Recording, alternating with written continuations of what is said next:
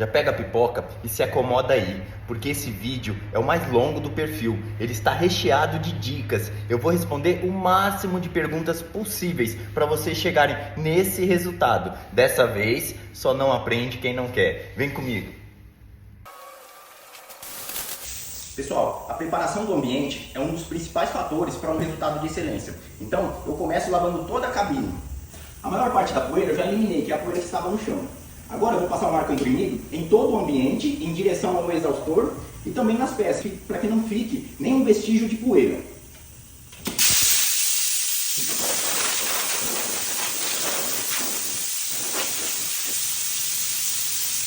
Terceira etapa, eu espero 5 minutinhos, toda a poeira sentar e passo novamente o ar sobre as peças. De agora em diante, eu não uso mais o ar comprimido. Qualquer poeira que assentar sobre a peça, eu elimino com um paninho pega-pó.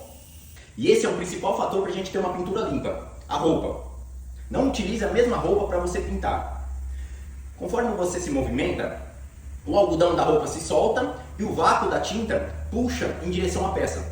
E aí começa a cair muita sujeira. Aquela sujeira é da sua própria roupa, tá? Procure sempre usar um macacão para pintar.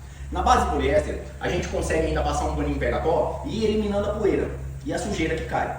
Mas na parte do verniz, já não consegue eliminar mais a sujeira e nem a poeira, tá bom? Então, a roupa é de extrema importância, beleza? E é por isso que eu troco de roupa.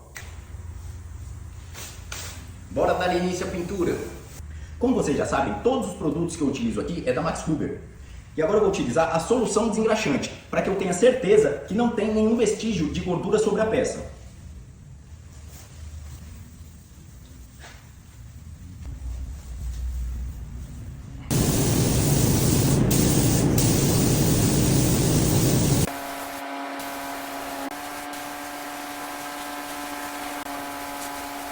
Eu sempre dou início pintando a parte interna das peças. Por quê? A parte interna possui muitas cavidades. E nessas cavidades pode ser que tenha ficado poeira. A poeira pode contaminar a parte externa da pintura. Então primeiro eu dou início na parte interna, faço toda a pintura na parte interna, depois eu passo para a parte externa. E qual que é o próximo passo agora? Eu vou passar um paninho pega-pó em toda a superfície externa, para eliminar qualquer poeira que tenha caído.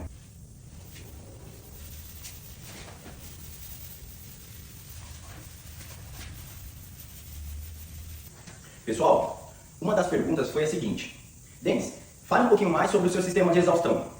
Já tentei de tudo, mas a névoa demora para sair. Pessoal, o que você tem que ter em mente é que a mesma quantidade de ar limpo que entra é a mesma quantidade de ar sujo que o exaustor consegue tirar. Então, às vezes você está deixando a sua cabine de pintura totalmente fechada, totalmente lacrada, com medo que entre poeira. Só que, se não tiver entrada de ar, não tem como o ar sujo sair. É uma troca de ar, tem que fazer essa troca, talvez o erro esteja aí. Faz uma boa entrada de ar, coloque filtros para entrar um ar limpo, mas faça uma entrada de ar para que o exaustor consiga fazer o papel dele de puxar toda a poeira, tá? Então a mesma quantidade de ar limpo que entra é a mesma quantidade de ar sujo que o exaustor consegue tirar. Senão, acontece uma pressão interna e o exaustor perde a função dele, tá?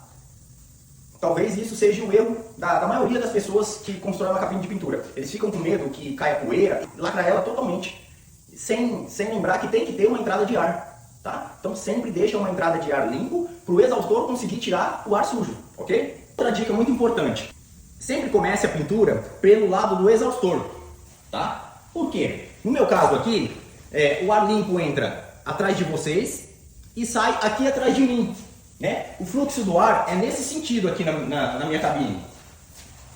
Então eu sempre começo a pintar na peça que está mais próxima do exaustor, para que ele elimine rapidamente a névoa de tinta e não contamine as outras peças que já estão limpas, né? Então o que eu faço? Eu começo pintando sempre a peça mais próxima do exaustor, para que ela não contamine a outra peça que está lá atrás.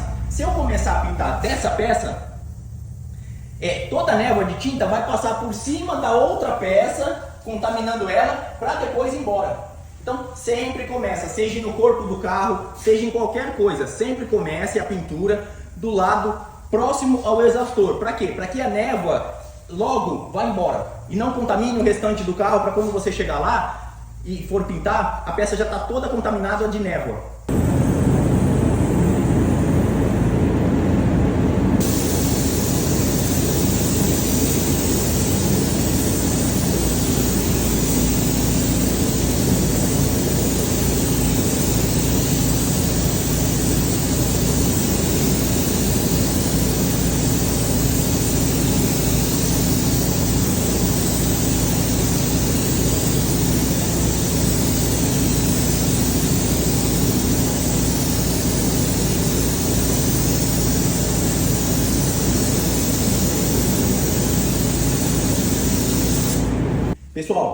uma pergunta aqui bem interessante, do Everton de Lima.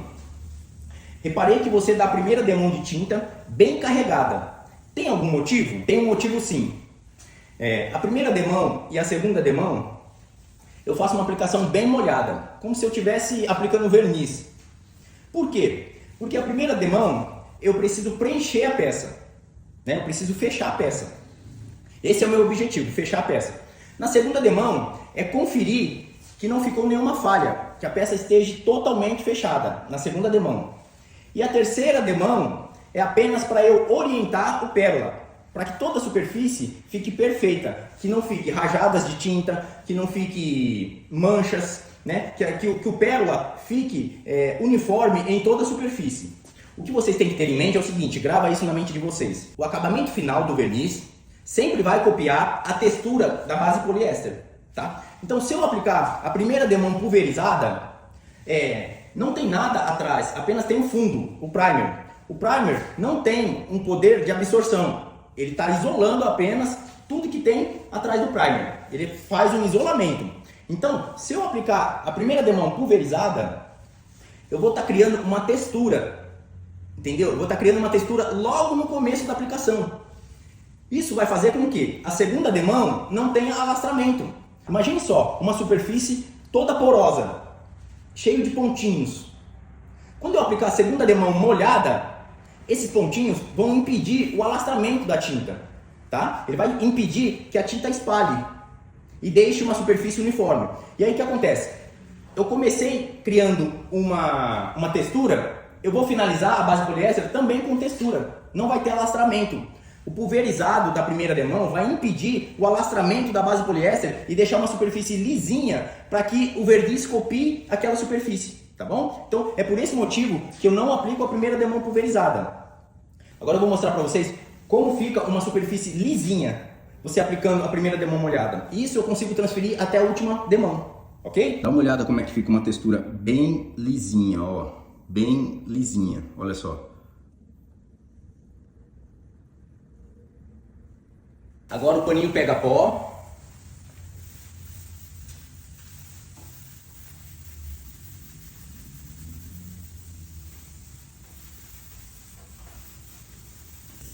E a segunda demão para reforçar a cobertura.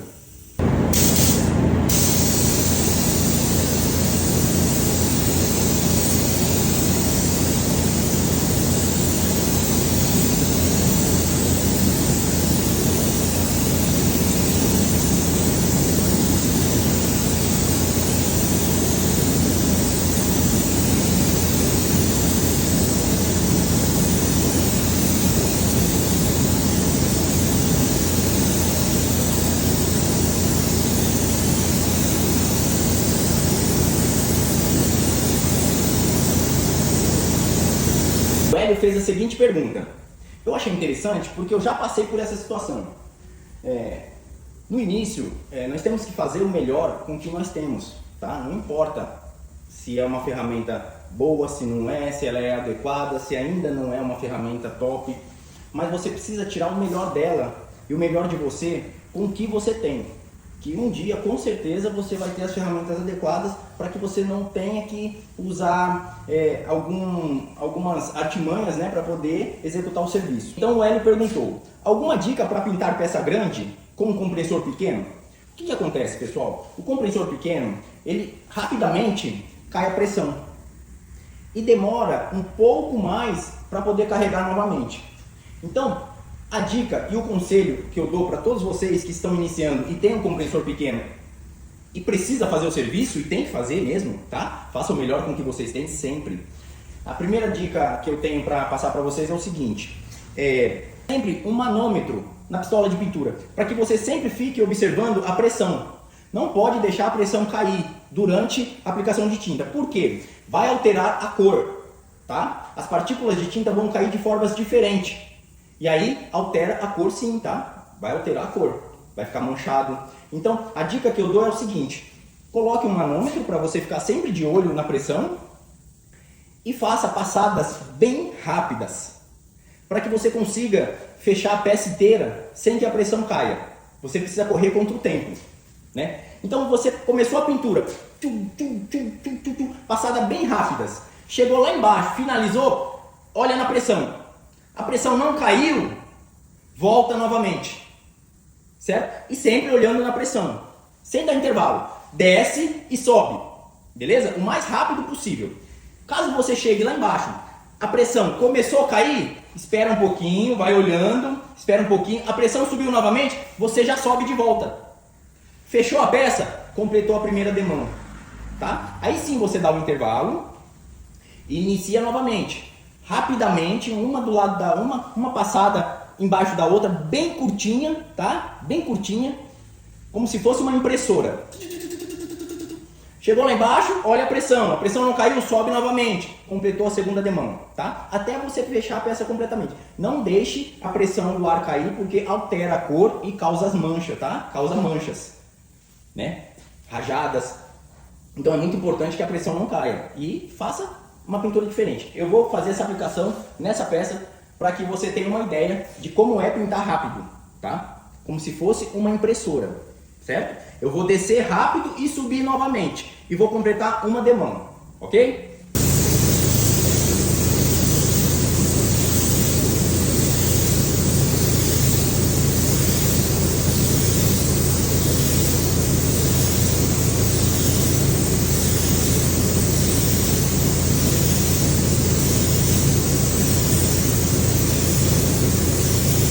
Observem que eu não consigo fechar totalmente a peça fazendo uma pintura rápida, mas eu também não deixo uma textura grossa, ó. A textura fica fininha, apenas não deu uma cobertura perfeita.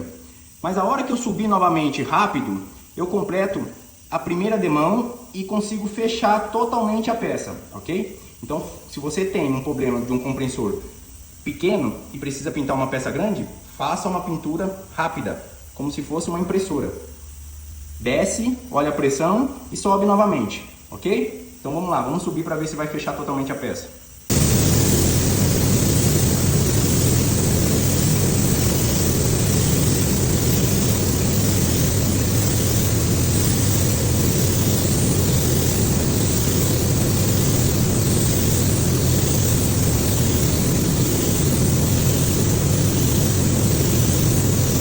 Passadas rápidas, você pode aproximar mais a pistola. Passadas lentas, distancia um pouco mais a pistola, tá bom? Geralmente um palmo. Passadas lentas e passadas rápidas, os 4 dedos mais ou menos.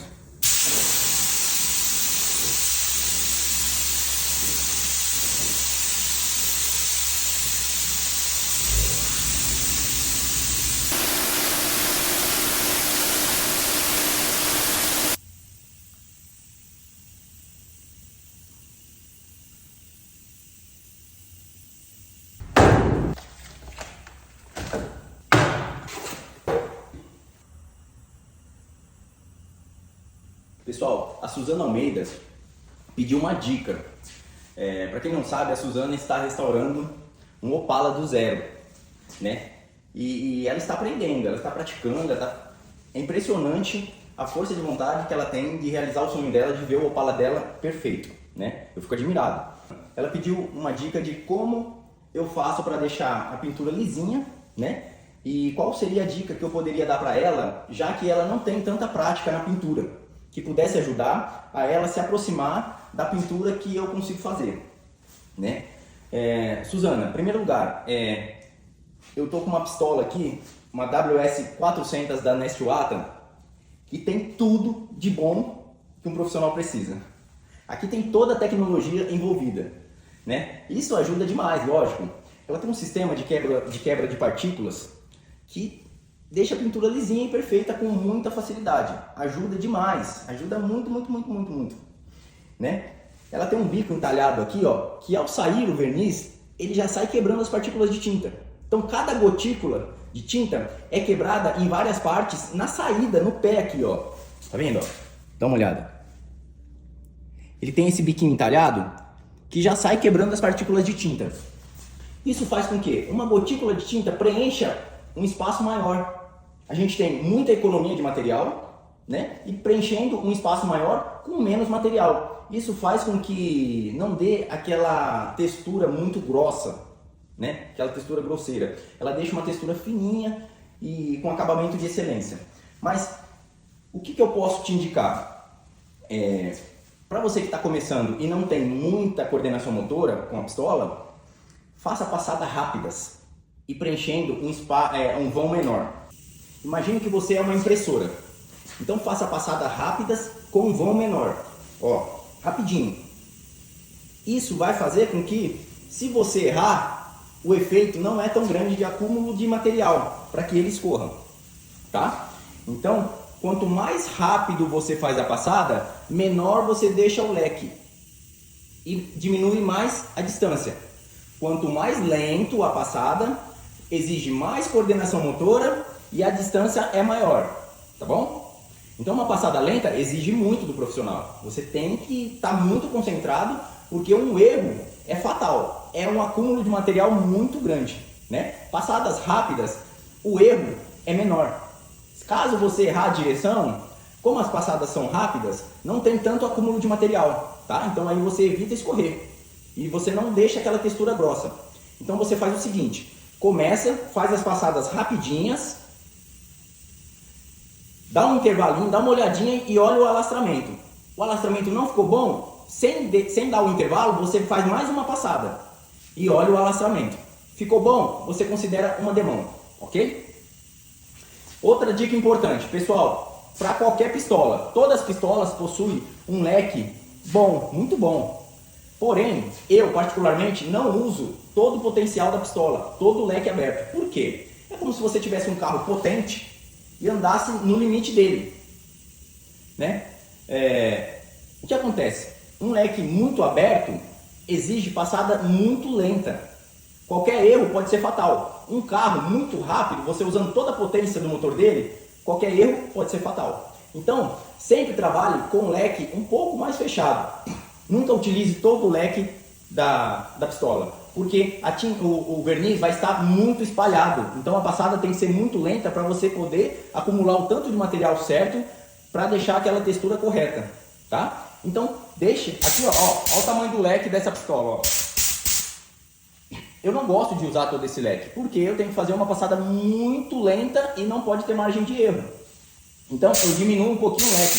Trabalho aqui com 2 bar, tá? Essa pistola trabalha com 2 bar de pressão. Então eu deixo o leque um pouquinho fechado. Ó, fecho ele um pouquinho. Ó. E o preenchimento de verniz vai ser melhor, tá? Então vamos lá. Eu vou fazer algumas passadas rápidas para te mostrar como que vai facilitar você a não errar e ter uma textura lisinha. Me acompanhe.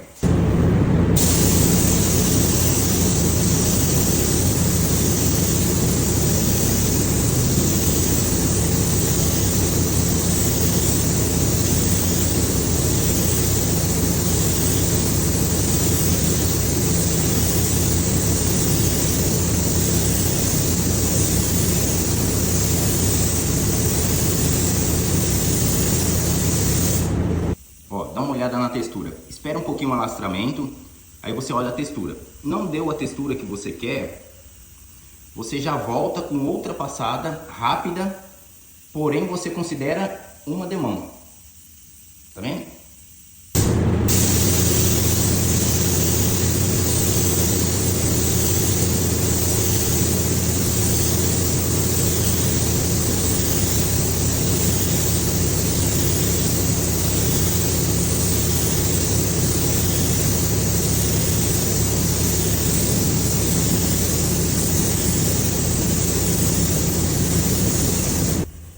Agora sim eu consegui a textura que eu queria, tá vendo? Aí eu considero uma demão. Espero o intervalo correto e aplico a próxima demão. Você vai evitar erros. Na porta aqui, pessoal, eu vou pintar de uma forma mais lenta e concentrada, tá? É a forma que eu pinto.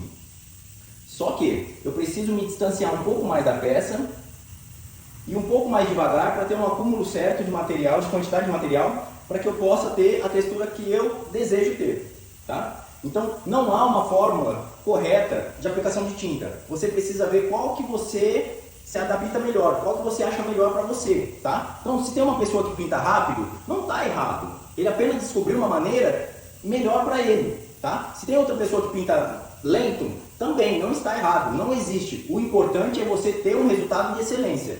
Agora, não se esqueça disso. O verniz sempre vai copiar a textura da aplicação da base poliéster, tá? Se você deixar uma aplicação rústica, feia, o verniz vai copiar aquela aplicação. Não tem como fazer milagre. Por quê? Uma aplicação da base poliéster rústica, o verniz não consegue alastrar, porque tem muitas barreiras, tem muitos pontinhos. Ele não consegue fazer o alastramento correto para deixar aquela textura certa, tá? Então sempre o verniz vai copiar a aplicação da base poliéster, ok? Eu vou fazer uma aplicação normal aqui que eu costumo fazer no dia a dia. Ela é mais lenta, mais concentrada, porém exige muita concentração. Qualquer erro, qualquer sobreposição errada, vai ter um acúmulo de material maior e aí pode chorar gostoso, tá? Então vamos lá, essa daqui é a maneira que eu costumo usar, é a maneira um pouco mais lenta, concentrada, com uma passada só, tá bom?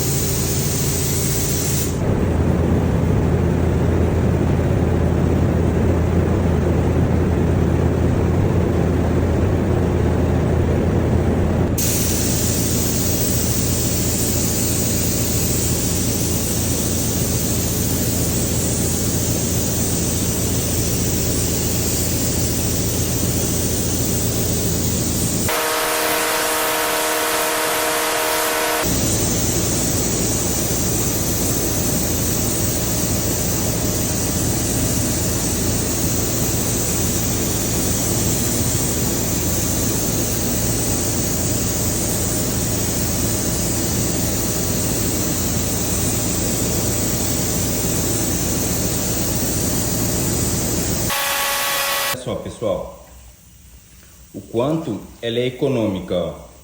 Eu apliquei uma demão em 4 peças e dá uma olhada a quantidade de verniz que ainda sobrou. Tá vendo? Ó. Por causa desse bico entalhado,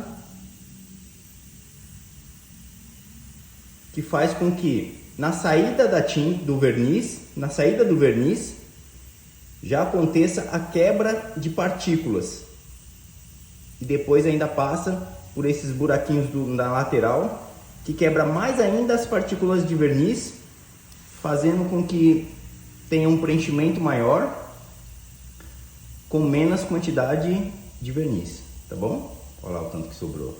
Ó. Eu apliquei uma demão nas 4 portas.